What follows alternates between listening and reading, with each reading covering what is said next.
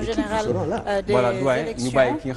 Ce dimanche, c'est le dernier jour prévu pour le dépôt des listes de candidature.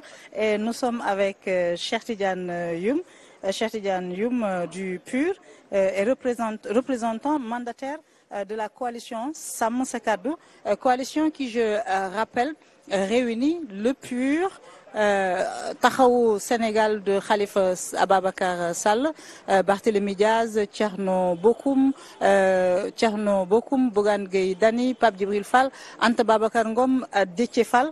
Il n'y a pas eu de désistement, il n'y a pas eu de séparation chez Tidiane Youm.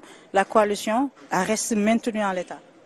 Oui, complètement. Si vous voyez aujourd'hui venir pour déposer les dossiers de candidature, c'est parce que la coalition, elle est là, elle est encore intacte. Donc nous l'avons mis en place ensemble, nous allons cheminer ensemble. Et donc il n'y a pas eu de, contrairement à tout ce qui a été dit, qu'il y a eu des difficultés, qu'on est sur le point de se séparer, non, pas du tout.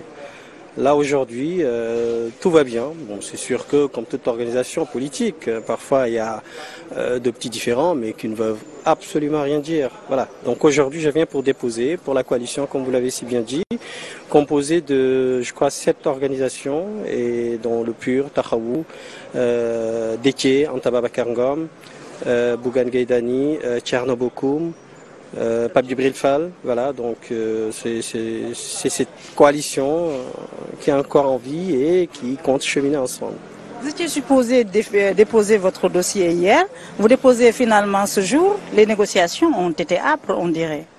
Oh non, pas forcément, enfin, comme toutes les coalitions, c'est pas très simple, d'autant plus que le temps qui nous avait été imparti était très court.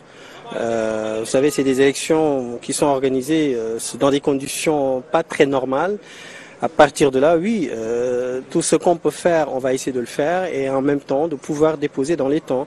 Effectivement, on aurait dû déposer hier, mais ce qui est aussi très bizarre, le ministre de l'Intérieur qui avait convoqué les représentants des partis politiques pour essayer de trouver des solutions, aussi bien pour essayer de reporter les délais permettant à toutes ces organisations-là de pouvoir s'organiser. Bon, malheureusement, on n'a pas compris le communiqué qui a été le refus de proroger le délai. Enfin, on n'a pas très compris.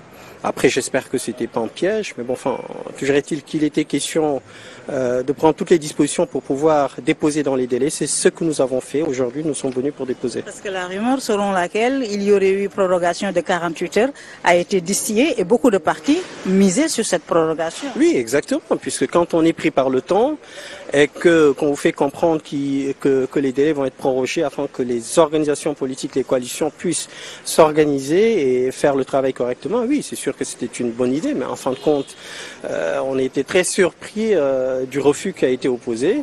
Mais bon, comme j'ai dit, après, on est obligé de respecter les délais qui sont prévus par le code électoral. C'est très court, mais on doit s'organiser pour pouvoir respecter ces délais et déposer à temps. Alors, vous avez votre coalition, mais vous êtes aussi dans une intercoalition pour la compétition au niveau départemental. Oui, enfin, c'est la pratique. Effectivement, nous sommes en intercoalition sur tout le territoire national et dans la diaspora.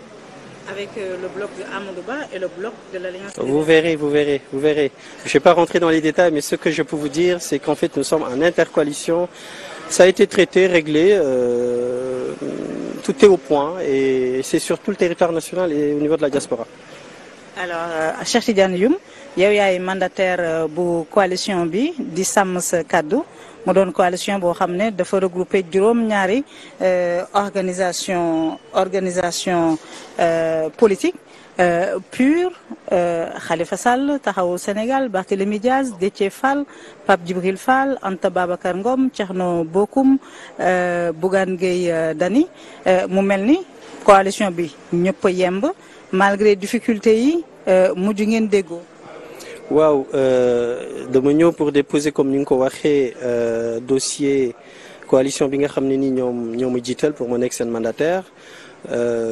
Oui, coalition la boo xam ne nii li nit ñi doon wax naan dañu nekk ci ay jafe-jafe bon après lépp solo du luy nit ñi di wax lépp solo mooy li nga xam te nga wax ko def.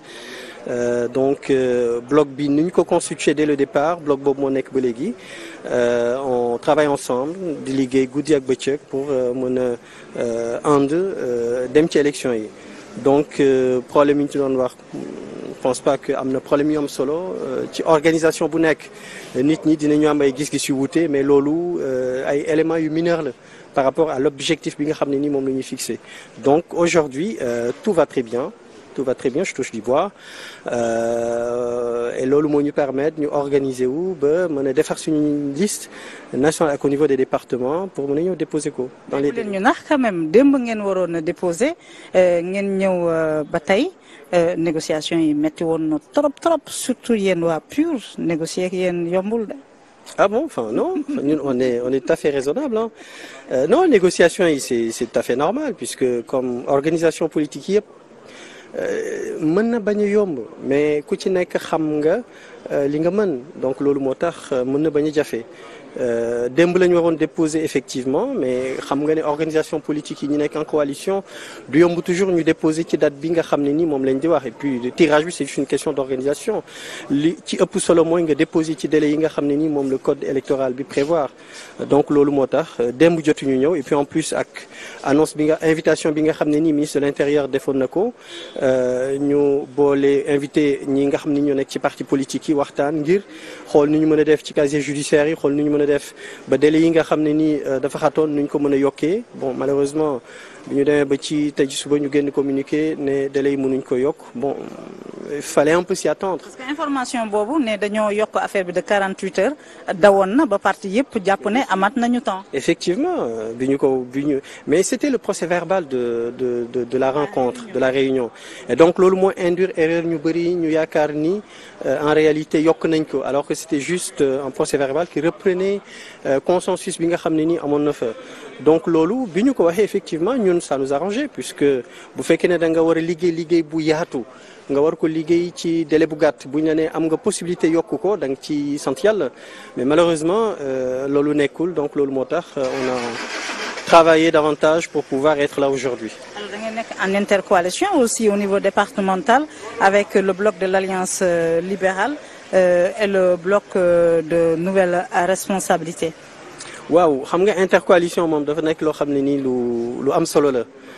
Yewwi Askan Wi moo ko fi andi depuis les élections législatives de 2022 donc effectivement mu nekk lu am solo loo xam ne nii ren it defaat nañ ko waaye bu ñu demee ba liste yi génn dinañ xam ñi nga xam ne ni lañ ko defal mais lu ma mën a wax te confirmer leen ko moo di intercoalition boobu def nañ ko sur tout le territoire national et au niveau de la diaspora amul département boo xam ne ni tëb nañ ko donc li ci ëpp solo rek mooy ñu ànd def bloc pour mën a instaurer benn équilibre voire même jël majorité absolue bi nga xam ne ni moo am nekk Assemblée nationale pour rek préserver la démocratie loolu lu am solo la ci réew. Barthélémy Dias mooy seen tête de liste.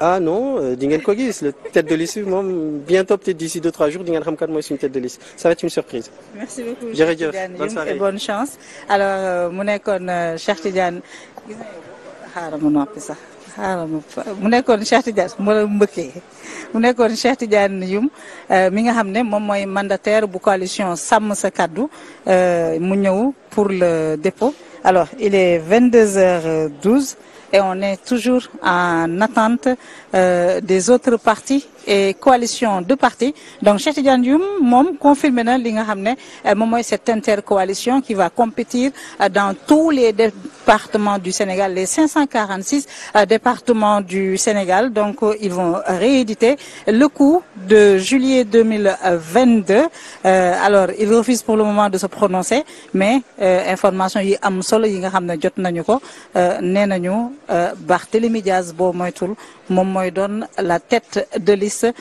de la coalition Sàmm Suñu Kàddu alors mu amoon tamit tiitaange boo xam ne amoon nañu ko ci négociation yi ndax coalition bi nag juróom-ñaari kàngam la négociation yi metti na woon trop mais mujj dafa mel ni mujj nañu déggoo donc il n'y a pas eu de départ malgré le fait que ñenn ñi jëloon nañ précaution déposer li nga xam ne moom mooy seen caution au cas où les négociations échoueraient donc là il est 22h13 et on attend les autres mandataires des partis et coalitions de partis à tout à l'heure